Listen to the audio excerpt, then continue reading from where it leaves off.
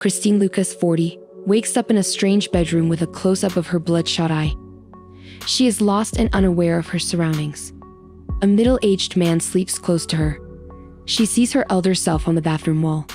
Ben, your husband, is scrawled on the image of the guy sleeping next to her. Nothing's familiar. Ben, her spouse, introduces himself in the bedroom. Longtime partners. He informs her that she had a catastrophic vehicle accident 10 years ago that damaged her brain. She forgets everything before bed.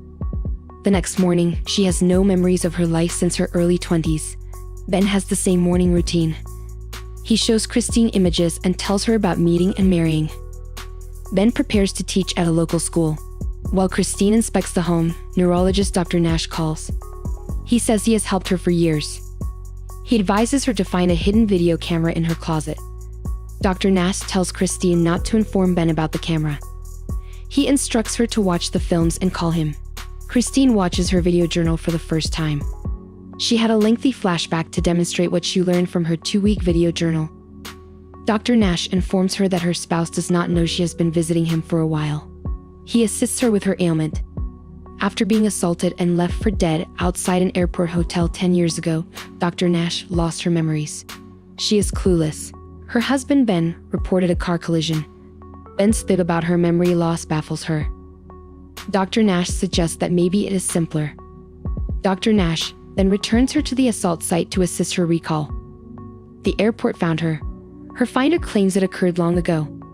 She was naked and drenched in blood. She wonders why she is staying at a hotel, which Dr. Nash interprets as an affair.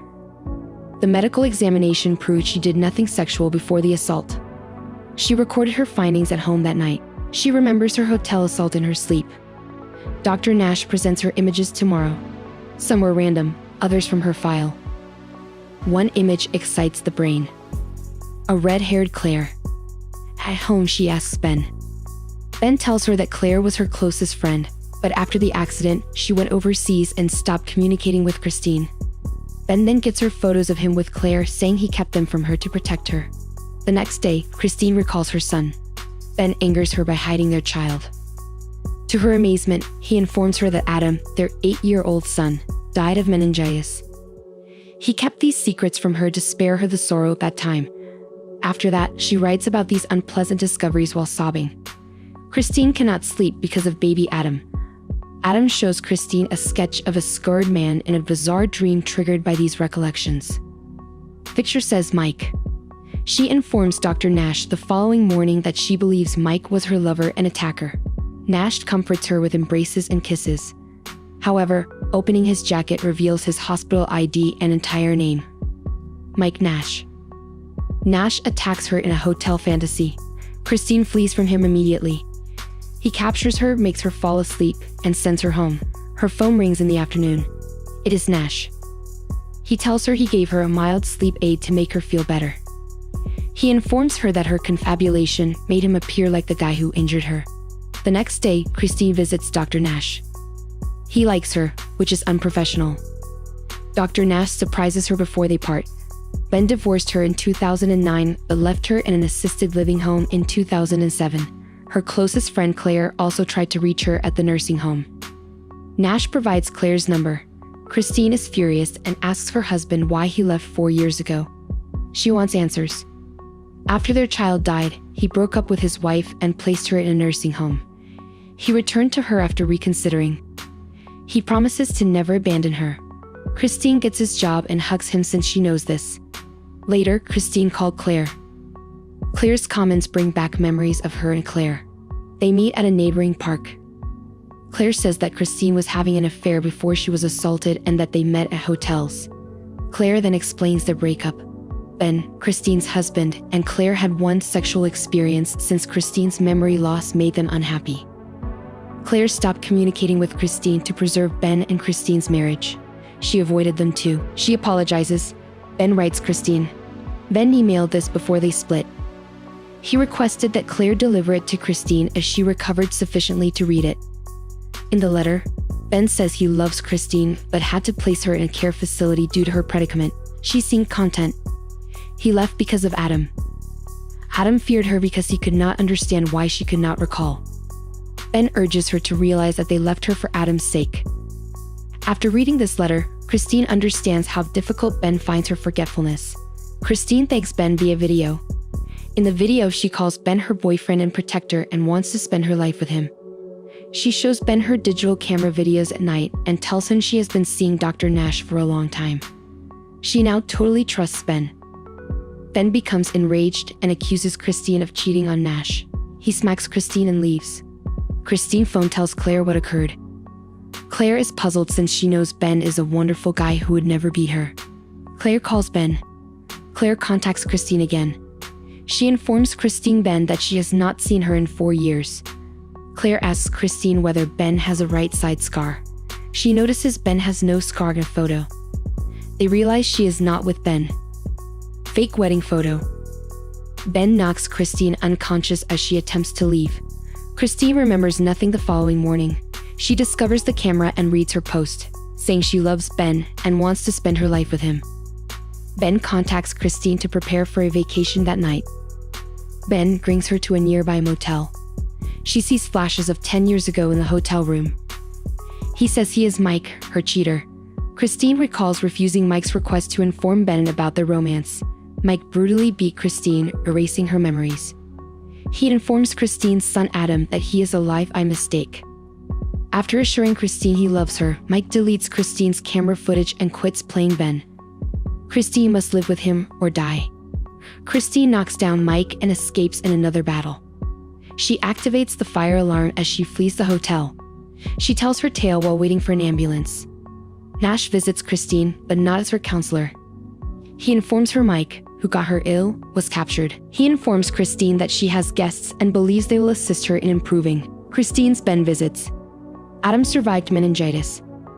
Adam entering her room brings back memories. The movie concludes with them hugging and shedding happy tears. Come and watch till the end. The interstellar starship Avalon is approaching a habitable planet. Homestead 2. The ship runs alone with vacant cabins. 258 team members and 5,000 visitors are asleep. Asteroids abruptly impair the ship's defenses. The primary shield is powered, but the spacecraft is heading towards a massive alien ship. Asteroid. The rock suddenly hits the ship, creating several issues. The spacecraft repairs itself, but a slumber pod wakes up. Guest Jim Preston, a mechanical specialist, woke up. A machine alerts him when his pod opens. Spent 120 years in suspended animation and the spacecraft is 4 months near Homestead 2. He is urged to enjoy the ship's luxuries. Jim learns about his ID van, residence, and priorities. Before landing, he gets stressed, exits his cabin, and meets the shipmates, and enters a group-made automated class. The hologram's Earth updates worry Jim. Too numerous, costly, and significant. Jim constantly questioning why he should wait to ask inquiries. He is alone. Since the picture cannot communicate, he searches for others. Reaching the ship's main hall, a self-service information desk is available. The computer connects Jim to a servant when he wishes to converse. He begs to speak to the captain when he arrives alone. He cannot enter the bridge, but can watch what is happening. That the leaders are also asleep. At the telescope, Jim discovers that the spacecraft is 90 years from Homestead. He hurries to the lobby to send a message after waking up too early. He returned to Earth to inquire how to fall asleep. The transmitting equipment says the pricey call to Earth will last around 55 years to reply. Jim suffers. He finds someone at the ship's bar. Talking to the bartender, he appears odd. Jim discovers he is a robot when getting him a drink. It is Arthur. Jim cannot even tell the robot what he wants to know about him. How he arrived early. The following morning, Jim wakes up in his cell and walks to the cantina, where he discovers that most of the food is for gold class. He drinks normal coffee and then attempts to restore his bedroom. He lies down in the pod after getting it to work with all the tools. It doesn't. He then uses his equipment to enter the crew's sleeping quarters.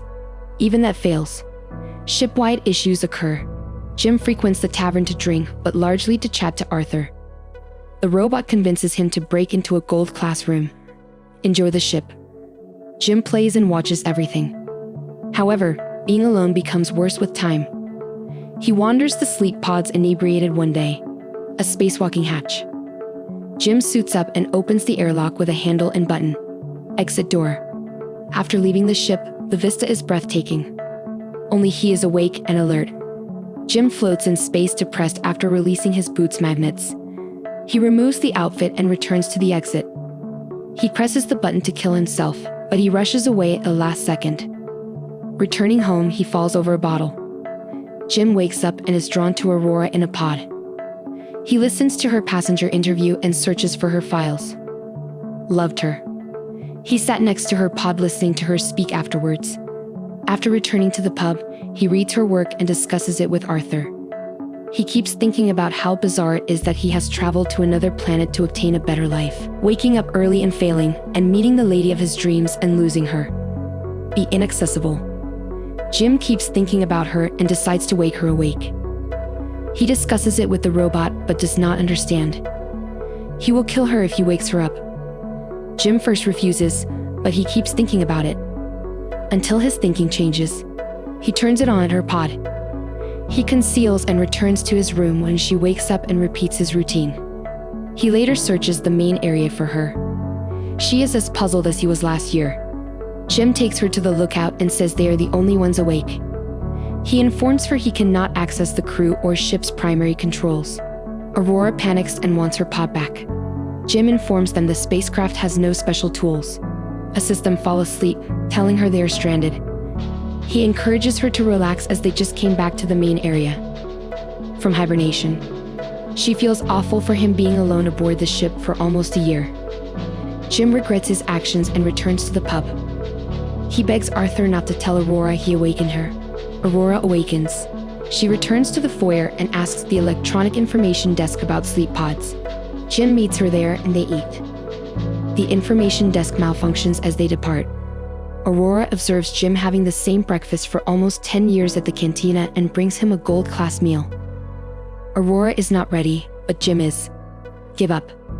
She searches the hospital, reads research papers, and breaks into the crew's sleeping quarters.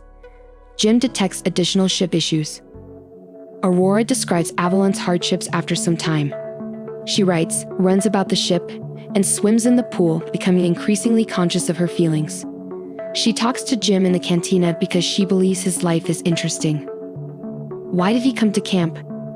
Jim begins with corporate themes and says he aspires to be someone and establish a life on the new globe. Aurora reveals her purpose at the telescope afterwards. She has a round-trip ticket. She planned to spend a year at Homestead 2 before returning to Earth. The first reporter, writing the finest story ever. Jim tries to cheer Aurora up as she gives up on solving their problem. He brings her to dancing, movies, and basketball. He finishes by taking her to the bar to meet Arthur. She feels better but recalls where they are. Jim is alone with the robot and regrets what he'd done to her. Aurora entered the observatory to discover the little Chrysler building he constructed for her after he fiddled with something. A bar date follows. Dinner and life discussion. Her father died while she was little.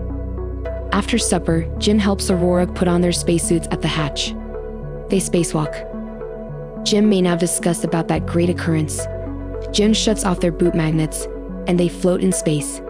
Then they kiss. They sleep in his cabin. They then live together. Aurora writes about her ship life in his bedroom. Run, eat, sleep. Jim explores the ship and discovers the plant-growing bay. He gives her flowers. They visit the telescope while the ship passes a red giant. They celebrated Aurora's birthday aboard the ship and then headed to the bar. While Aurora rests, Jim sets up the ring he crafted for her in the bathroom. Arthur chatting. Aurora is told by the robot that Jim purposefully awakened her up. She is shocked to see Jim again. She flees, furious. Jim arrives home to find her items gone. Next day, he meets her at the cantina, but she flees as he talks. Aurora is desperate. She punches and kicks Jim at his residence one night to murder him. Jim apologizes over the radio for what he done to her. Aurora rejects his love confession. Killing her will never be forgiven. Jim had another mishap at his residence one night. The ship's primary control shuts off. Later, the elevator malfunctions. Aurora enters the main hall and sees Jim's tree. She then visits the cantina, where the food machine is broken. The deck chief asks who bombed the comms. Thus they hurry into the hallway with Mancuso in front of Jim's tree. They identify and explain to the head. How 3 pods failed is beyond him. Mancuso leads them to the bridge and discovers the ship experiencing problems. But individuals must manually examine computer specifics. When they depart the bridge, a robot nearly falls on their heads, and they notify Mancuso that ship-wide difficulties are increasing. He advises against it and teaches them how to collect the information. Mancuso examines the pods with Jim. He knows Aurora's pod's fate. Jim's actions disgust the ship's captain. He verifies his data on the bridge with Aurora later. She informs him about her pod, but he cannot help. The topic. Jim brings the 17th damaged robot. Hibernation sickness causes Mancuso to sleep and cough in the morning. Drew blood. Aurora swims to sleep that night. The ship loses gravity, and the water rises, drowning her. She moves with the pool. She survives after turning on the gravity drive. They meet while searching for Mancuso. At the bridge, the 3 are slowly discovering what happened. At sea, Mancuso discovers that 2 years ago, a big machine failed. Because the ship is attempting to move, they must discover and remedy the problem. To complete. Fix that, or the ship will be stranded. Jim and Aurora must take Mancuso to the hospital when he faints as they investigate. He is dying and cannot be saved. Later, Mancuso offers Jim his telescope. After giving them his ID bracelet, he dies. The ship shakes as the lights become a frightening crimson. Jim asks Aurora for aid and they hurry to engineering. Gravity drive failed. Another one that hurts Arthur immediately. Jim switches off. Engineering seeks the issue. Aurora gets swept in as they open the power plant hatch. The rock shattered the hull. Jim is pulled in but clings onto the hatch as it closes. He too is pulled in, but they swiftly shut the opening. After fixing it, Jim notices many hull holes. The rock impacted the reactor. Control machine. Jim believes he can locate replacement components. After replacing the component, the reactor still would not open. Him doing it does not work. To cool the reactor, Jim goes outside to open the vent door. He gives Aurora Mancuso since he may not return as they depart. She helps him dress and encourages him to return, because she needs him aboard the ship. Aurora returns to the reactor's hazardous heat. Jim approaches the vent as a nuclear bolt strikes her arm. The reactor room heats up as he tries to open the vent door. Unlock it. He learns he must manually open the reactor door to vent. He tells Aurora.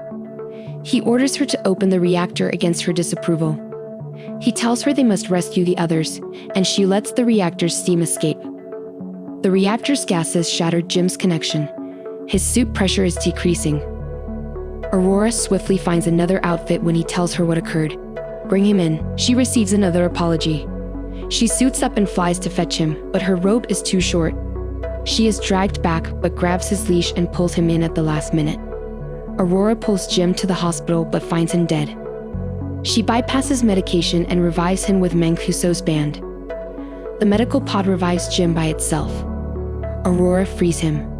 Aurora repairs Arthur and appropriately buries Mancuso in space. Jim brings her to the hospital and tells her he can use the medical pod to sleep. He orders her to remain in the pod the rest of the way. Later, she refuses and stays awake on the ship with him. Jim proposes to her aboard the ship, and they live there forever. Avalon returns to Homestead 2 after 88 years. The crew awakens to a strange spacecraft. Aurora sends him a letter recounting her and Jim's ship life while everyone was sleeping. New York crime reporter Porter Wren earns little. He can only feed his family during a Tycoon Hobbs party. Caroline charms Porter. He asks her a question, which she answers in her apartment. When he understands she wants something from him, she delivers him an envelope with paperwork detailing the death of her renowned film director husband Simon. Photos and police reports show Simon's corpse inside a fallen structure, but it is unclear how he got there. Porter brings Caroline's phone number to work the following morning. Porter contacts the girl and asks about Simon. After being dismissed, the girl encountered Simon at a pub. After chatting, Simon proposed to Caroline, who accepted. Simon disappeared one day after they married. Caroline was outraged, but did not want to bother the cops. A coat Porter leaves the girl's apartment but returns to get his phone off the table. Porter slips into the bathroom and discovers Caroline having a shower. Caroline apologizes and asks Porter if he loved seeing her. She says she thought about him in the shower. After kissing, the girl and Porter made love. Porter committed adultery. Porter investigates her husband's death at home. Caroline brings Porter to the bank to show him Simon's flash drive. Porter's phone rings and Hobbs requests a meeting. Hobbs owns the man's newspaper. Porter notices a follower. He escapes Porter and goes to Mr. Hobbs. Porter discovers that the guy knows everything about his affair with Caroline and sends Hobbs the same record with terrible information on a man without asking for money. Hobbs' strength frightens him. Porter's family relies on Lisa's wages, as Hobbs knows. Lisa gets dismissed by Hobbs. When Porter returns home, Lisa tells him that a weird 28-year-old guy came to her today complaining of joint discomfort, but Lisa could not detect anything wrong.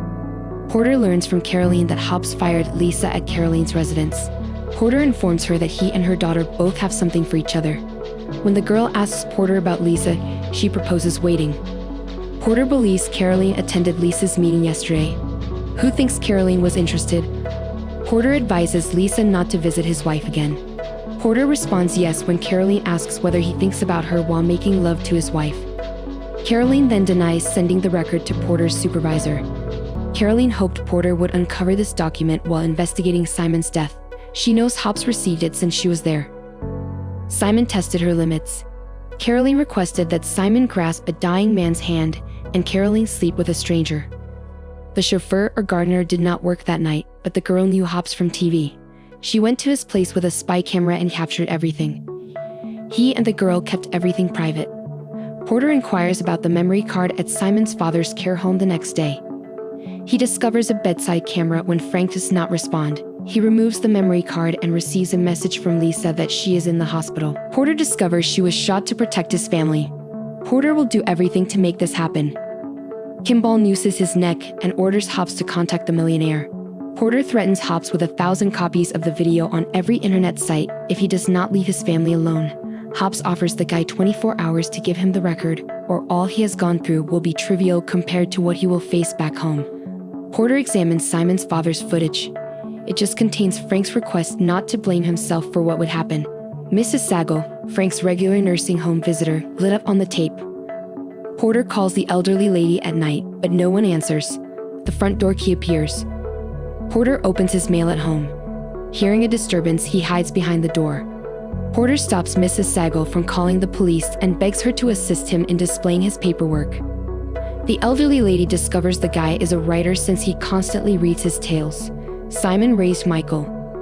After his mother died, Simon continued to see Mrs. Siegel. Michael drowned as a child. He consistently gave her $2,000, but the Porter saw $5,000 in his accounts. The elderly lady stated that Simon's firm paid her for shipping flash disks to Hobbs. Mrs. Siegel hands the Porter her final flash drive. Porter watches a video of Caroline wooing Hobbs, but Hobbs informs Caroline that he struggles with men's dignity since he lost it in a battle as a child. Porter cannot hear Caroline's narrative either. Porter delivers the millionaire the flash disk as Caroline tells the billionaire her tale. Hobbs claims they searched Caroline's apartment for a flash drive and discovered a key that did not match any doors. Casing's closed, but Hobbs claims they did this the following day using this key. Porter visits Simon's body. Keys access tunnel entrances to both buildings' basements. One of Simon's body's buildings was demolished, but a replica remained. A security guard informed a reporter that cops did not search the basement since the elevator in the torn-down buildings was there. Simon shows Caroline the pricey horse statue Hobbs gave her after she narrates her hotel room tale. Caroline will not tell Simon her tale because it is too intimate. Simon wrecks a horse, ties the girl to the elevator, and grabs the key. He saves her from falling, and she tells him about her life. Simon stops the elevator, and the girl puts the horse figurine's leg in her husband's neck. She opens Simon's tummy to uncover an upstairs key. Porter tells Caroline he handed Hobbs the album. Hobbs' daughter shows Porter Caroline's new boyfriend's ring. Porter uses Hobbs' key to retrieve a horse figurine's head from a demolished structure. Porter discusses Simon's killer's videotaped removal of the key from his stomach. Caroline left the cage and secured the tunnel door's chain to hide Simon's corpse. Porter presents the flash drive as a replica of the one he concealed. He tells Caroline to leave his life forever.